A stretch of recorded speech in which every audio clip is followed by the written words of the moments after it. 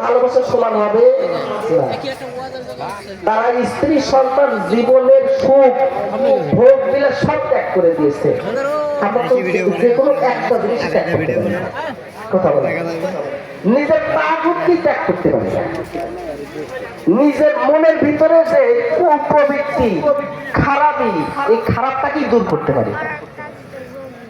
তাহলে আমরা তো সেই পরবর্তী, এখানে পূর্ববর্তী পরবর্তী বলতে এটাই বোঝানো হয়েছে।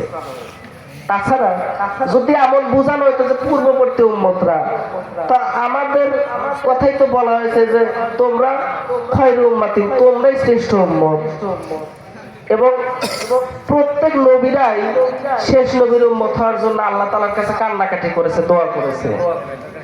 তা আমরা শ্রেষ্ঠ উম্মত যদি হই, তা আমরা তো শেষে, কথা বলেন ঠিক কিনা? তাহলে শেষের মধ্যে থেকে অল্প, এটার মানে কি?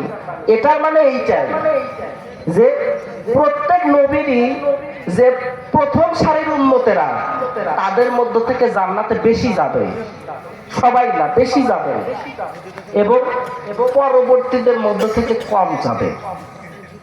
আপনি দেখেন, এমন একটা দুনিয়াকে আমরা নষ্ট করে ফেলেছি, দুনিয়াকে আমরা নষ্ট করে ফেলেছি। মানুষ ভালো হলে সে মনে হয় ফেরেশতাকে হার মানায়, আর খারাপ হলে শয়তান ওর কাছে কিচ্ছু নাই। কথা বলেন ঠিক কিনা? খারাপ হলে শয়তানও ফেল মেরে যায়।